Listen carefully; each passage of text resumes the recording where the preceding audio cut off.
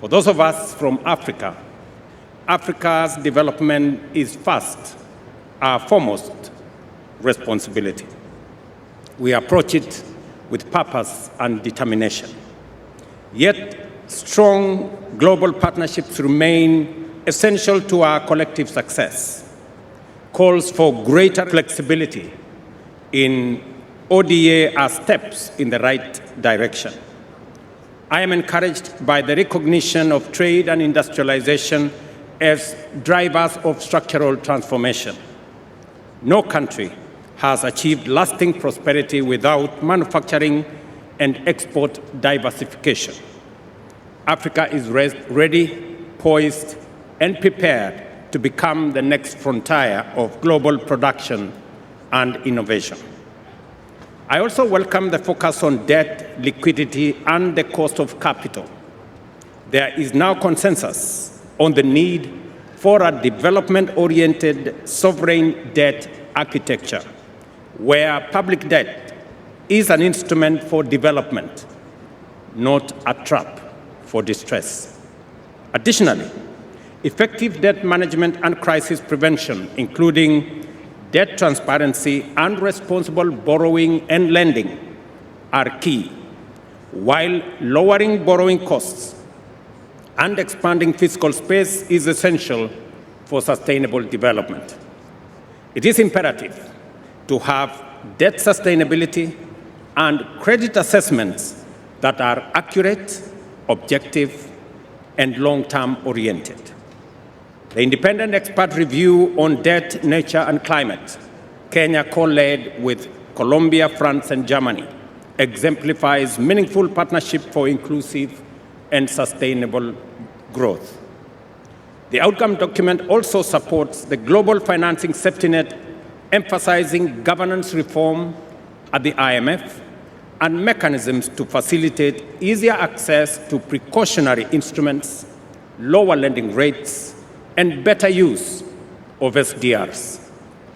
The inclusion of SDRs rechanneling, support for capital adequacy framework, and efforts to incorporate multidimensional vulnerability into financial access signals real progress.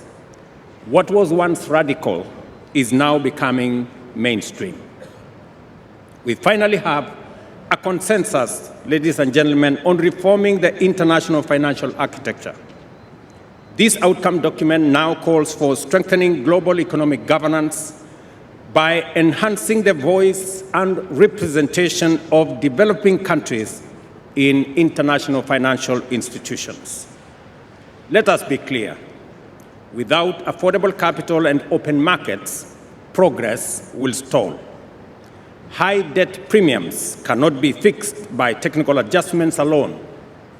Credit rating agencies also need to change their understanding of African economies. The Africa Credit Rating Agency is a crucial step in gaining a better understanding of Africa. Africa's role is critical to the global climate agenda, but we cannot deliver if our goods, services, and carbon credits are excluded from the global markets or if entire value chains are blocked. We must design trade rules and pricing systems that reward green production and accelerate decarbonization. Africa must be part of that solution, transforming green premiums into green discounts. While I respect the document structure from domestic to global resources, let us not confuse form with priority.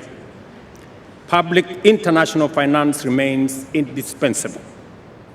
Africa is not asking for favors. We are asking for fairness, partnership, and investment.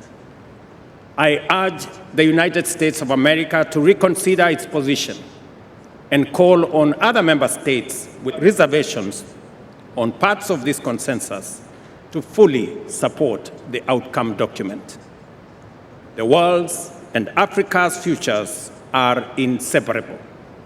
Together, let us walk this path with honesty, urgency, and resolve. Kenya certainly will. And I thank you.